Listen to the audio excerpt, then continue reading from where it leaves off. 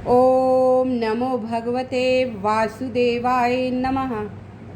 नमस्कार मित्रों, आप सब कैसे हैं? प्रभु की कृपा से ठीक होंगे।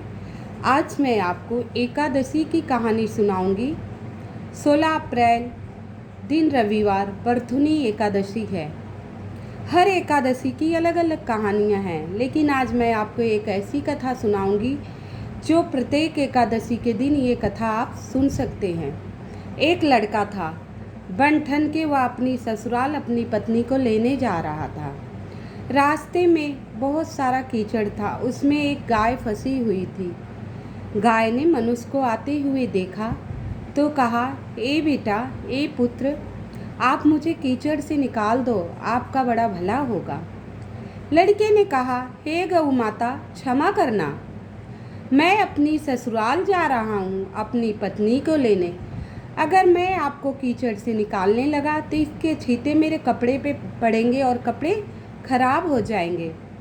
गौ माता को क्रोध आया, बोली, हे पुत्र, तुझे अपने कपड़े की पड़ी है, यहाँ मेरी जान जा रही है, मैं तुझे श्राप देती हूँ। ससुराल पहुँच कर अगर तू नहाएगा तो तेरा आधा शरीर गधे का हो जाएगा, अगर तू भोजन किया तो पूरे शरीर तेरा गधे का हो जाएगा। लड़का अपनी ससुराल पहुंचा। पहुंचते ही साले ने बोला, जीजा जी, आप बहुत दूर से यात्रा करके आए, आप स्नान ध्यान कर लीजिए। अब लड़के को गऊ का श्राप याद आया, बोला, नहीं नहीं, मैं स्नान नहीं करूँगा। अच्छा, फिर साले ने कहा, अच्छा ठीक है जीजा जी, आप स्नान नहीं करेंगे तो भोजन ही कर लीजिए। तो लड़के को फिर गऊ माता का श्राप याद आने लगा कि सच्ची में मैं गधा तो नहीं बन जाऊँगा।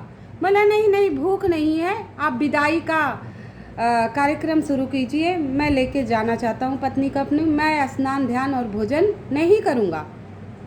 सबको बड़ा आश्चर्य हुआ।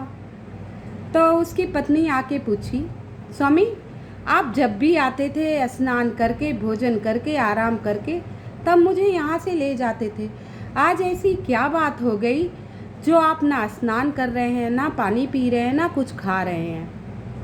लड़के ने सारी वार्ता बता दी। रास्ते में गौ माता कीचड़ में फंसी थी, मैंने उनकी मदद नहीं की और उन्होंने क्रोधवश मुझे श्राप दे दिया।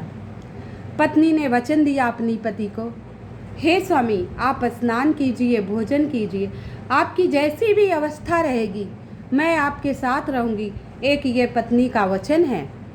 अच्छा, अपनी पत्नी की बात मानकर वह स्नान करने गया तो उसका आधा शरीर गधे का हो गया। जैसे ही वह भोजन करने लगा उसका पूरा शरीर गधे का हो गया। अब पत्नी के घर वाले बोले, ये गधा कहाँ से आया, इसे भगाओ, इसे बाहर निकालो। पत्नी ने कहा, ये मेरे पति हैं, मैं इन्हें लेके जा रही हूँ, ये श्रापवश ऐसे हो गए। पत्नी ने अपने पति को लेकर बाहर आई और एक पेड़ के नीचे रुक गई। वहाँ बहुत झाड़ियाँ थी, लोग मेहनत करते थे। पूरा दिन वो मेहनत करती और 12 आने गधे पर खर्च करती और 4 आने खुद पर, और बोझ गधे पर न रखकर खुद ही ढोया करती। ऐसे दिन बीतते गए। एक रानी का महल वहाँ से दूर था। रानी रोज झरोके से देखती, ये औरत तो गधे पर बोझ नहीं रखती और खुद ही बोझ लेके ढोती है, और 12 आने गधे के ऊपर खर्च करती है खिलाने पिलाने पर, और 4 आने अपने पर। बड़ा आश्चर्य हुआ उस रानी को।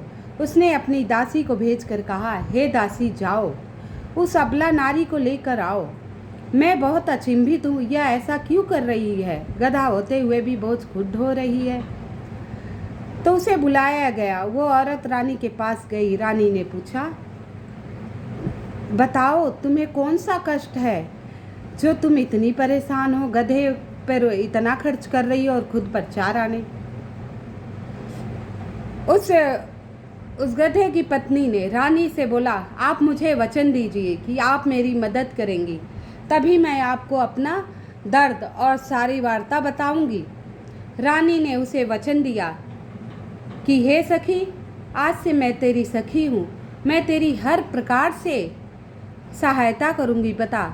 सारी वार्ता उसने रानी से कह सुनाया। रानी ने पूछा, हे सखी, ये बताओ आपके पति पुनः शरीर कैसे प्राप्त करेंगे? तो उस स्त्री ने कहा, हे रानी, अगर कोई 12 महीने की 12 एकादशी का व्रत करती हो और उस एकादशी का दान एक एक कर कर मेरे पति को दे दे तो ये पुनः मानव शरीर प्राप्त कर लेंगे। रानी ने पूरे नगर में ढिढोरा पिटवा दिया। जो 12 एकादशी का व्रत करता हो उसे ले आओ, उसे उचित इनाम दिया जाएगा।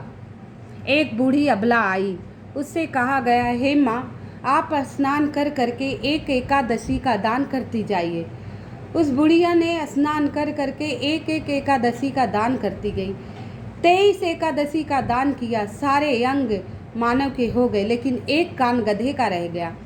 उस बूढ़ी के मन में लालच आ गया, अगर मैं सारी एकादशी का दान कर दूंगी तो मैं तो भूखी रह जाऊंगी, मैं एक एकादशी का दान नहीं करूंगी। रानी ने कहा, बूढ़ी माँ, तूने एक एकादशी का दान नहीं किया। बोली, नहीं नहीं रानी, मैं सारा पुण्य इस पापी को दे दूंगी तो मेरा पुण्य तो खत्म हो जाएगा। रानी ने कहा, हे माते, मैं संकल्प देती हूँ, तुझे वचन देती हूँ, मैं आजीवन तेरी देखभाल करूँगी। इसे मैंने अपनी सखी माना है, इस एकादशी का दान भी आप करिए। जैसे जैसे वो बूढ़ी नहाती और छींटे पड़ते हुआ मानव शरीर सुंदर शरीर में आ गया।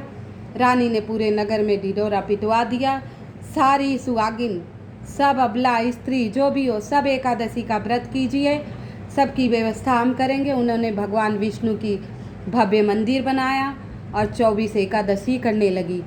ये कहानी आप हर एकादशी के सुन सकते हैं। जैसे प्रभु ने उस लड़के के दुख हरे, वैसे प्रभु सबकी हरे। आप अगर हम 24 एकादशी नहीं कर सकते तो साल भर की मेन 2 एकादशी हैं जो आप करेंगे तो 24 एकादशियों का फल मिलता है। पहले जेठ पक्ष में भीमा एकादशी, निर्जला एकादशी आती है और दूसरी कार्तिक पक्ष में शुक्ल पक्ष में देवसैनी एकादशी या देवउठनी एकादशी का आप व्रत करेंगे तो आपको 24 एकादशी का व्रत का फल मिलेगा। ओम नमो भगवते वासुदेवाय।